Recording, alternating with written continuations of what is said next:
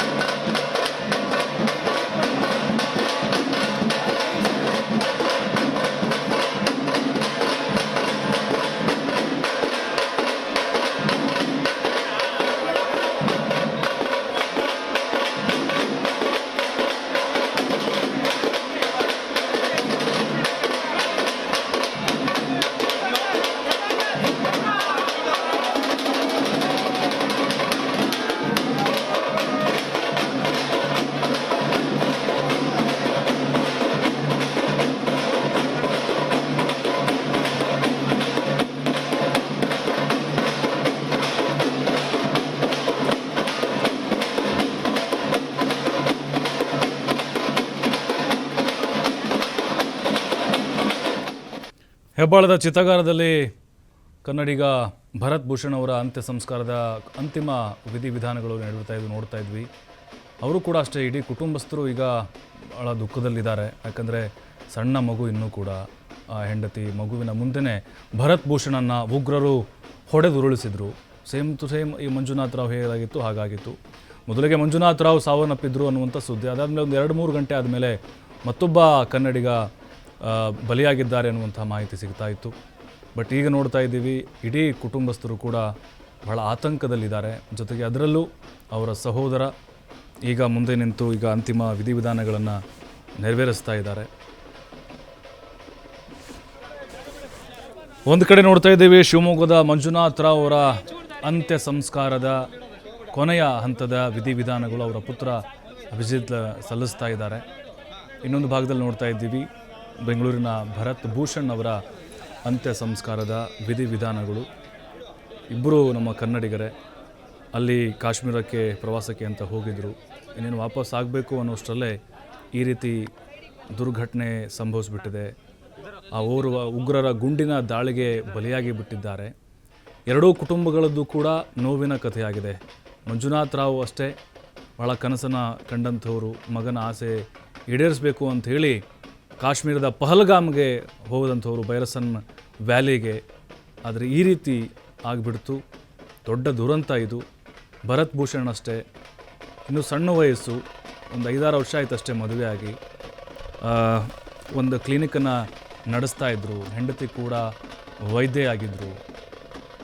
ಇಲ್ಲೇ ಬೆಂಗಳೂರಲ್ಲೇ ಒಂದು 8-10 ವರ್ಷ ಆಯಿತು ಇಲ್ಲೇ ನೆಲೆಸಿದ್ದಾರೆ ಮತ್ತಿಕೆರೆಯಲ್ಲೇ. ಅವರು ಅಷ್ಟೇ ಒಂದು ಟ್ರಿಪ್ ಹೋಗಬೇಕು ಅಂತ ಬಹಳ ವರ್ಷಗಳಾದ ಮೇಲೆ ಹೋಗಿದ್ದರು ಅವರು. ಮದುವೆ ಆದ ಹೊಸದರಲ್ಲೂ ಕೂಡ ಹೋಗಿರಲಿಲ್ವಂತೆ. ಈಗ ಆ ಕುಟುಂಬ ಅವರ ಸಾವನ್ನು ನೆನೆದು ಕಣ್ಣೀರು ಹಾಕುತ್ತಾ ಇದೆ. ಅಂತಿಮ ದರ್ಶನವನ್ನು ಸಾವಿರಾರು ಜನರು ಸಾರ್ವಜನಿಕರು ಮಾಡಿದ್ದಾರೆ. ಎಲ್ಲೋ ಒಬ್ಬ ನಮ್ಮ ಅಣ್ಣನೋ ಅಥವಾ ತಮ್ಮನೋ ತೀರು ಹೋಗಿದ್ದಾನೆ ಅನ್ನುವಂತಹ ಭಾವನೆಯಲ್ಲಿ ಬಂದಿದ್ದಾರೆ ಎಲ್ಲರೂ ಅಂತ್ಯ ಸಂಸ್ಕಾರಕ್ಕೆ. ಹೆಬ್ಬಾಳದ ಚಿತಾಗಾರದಲ್ಲಿ ಭರತ್ ಭೂಷಣ್ ಅವರ ಅಂತ್ಯ ಸಂಸ್ಕಾರ ಕೆಲವೇ ಕ್ಷಣಗಳಲ್ಲಿ ನೆರವೇರುತ್ತೆ. ಇನ್ನು ಮಂಜುನಾಥ್ ರಾವ್ ಅವರ ಅಂತಿಮ ವಿಧಿವಿಧಾನಗಳು ಶಿವಮೊಗ್ಗದ ರೋಟರಿ ಕ್ಲಬ್ನಲ್ಲಿ ಈಗಾಗಲೇ ಅವರು ಪಾರ್ಥಿವ ಶರೀರ ತಂದಿದ್ದಾರೆ. ಅಂತಿಮ ಸಂಸ್ಕಾರದ ಕೊನೆ ಹಂತದ ಪೂಜಾ ವಿಧಾನಗಳು ನಡೀತಾ ಇದೆ. ಮುಖ್ಯಮಂತ್ರಿಗಳು ಸೂಚನೆ ಕೊಟ್ಟಿದ್ದರು, ಇಬ್ಬರೂ ಕನ್ನಡಿಗರ ಅಂತ್ಯ ಸಂಸ್ಕಾರವನ್ನು ಪೊಲೀಸ್ ಗೌರವಗಳೊಂದಿಗೆ ಮಾಡಬೇಕು ಅಂತ. ಹಾಗಾಗಿ ಕುಶಾಲ ತೋಪನ್ನು ಸಿಡಿಸಿ ಅಂತಿಮ ವಿಧಿವಿಧಾನಗಳನ್ನು ನೆರವೇರಿಸಲಾಯಿತು. ಮಂಜುನಾಥ್ ರಾವ್ ಅವರ ಅಂತ್ಯ ಸಂಸ್ಕಾರದಲ್ಲಿ ಸಾವಿರಾರು ಜನ ಕೂಡ ಆ ಮೆರವಣಿಗೆಯಲ್ಲಿ, ಪಾರ್ಥಿವ ಶರೀರದ ಕೊನೆಯ ಮೆರವಣಿಗೆಯಲ್ಲಿ ಪಾಲ್ಗೊಂಡಿದ್ದರು. ಭರತ್ ಭೂಷಣ್ ಅವರ ತಾಯಿ ನೋಡ್ತಾ ಇದ್ದೀವಿ, ಮೊಮ್ಮಗನಿಗೆ ಸಾಂತ್ವನ ಹೇಳ್ತಾ ಇದ್ದಾರೆ. ನಿಜಕ್ಕೂ ಮನ ಕಲುಕುವಂಥ ವಿಡಿಯೋ ಇದು. ಕಣ್ಣೀರು ಹಾಕುತ್ತಾ ಇದ್ದರಲ್ಲಿದ್ದಂಥವ್ರು, ಇನ್ನೂ ಸಣ್ಣ ಮಗುರಿ, ಅದು ಅನಾಥವಾಗಿಬಿಟ್ಟಿದೆ. ತಮ್ಮ ತಂದೆಯನ್ನು ಕಳೆದುಕೊಂಡು, ಆದರೆ ತಂದೆಯ ಪ್ರೀತಿಯನ್ನು ಕಳೆದುಕೊಂಡು ಅನಾಥವಾಗಿದೆ. ಇನ್ನು ಮಂಜುನಾಥ್ ರಾವ್ ಅವರು ಕೂಡ ಅಷ್ಟೇ, ಮಗ PUC ಮುಗಿಸಿದ್ರು ಕೂಡ ಸಾಕಷ್ಟು ರೀತಿಯ ಕನಸನ್ನು ಕಂಡಂಥವರು ಮಗನ ವಿದ್ಯಾಭ್ಯಾಸದ ಕುರಿತಾಗಿ.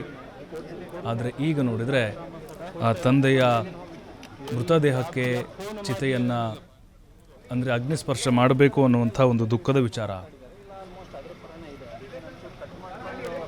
ಮಾಡಿದರೆ ಎಲ್ಲರೂ ಅದನ್ನೇ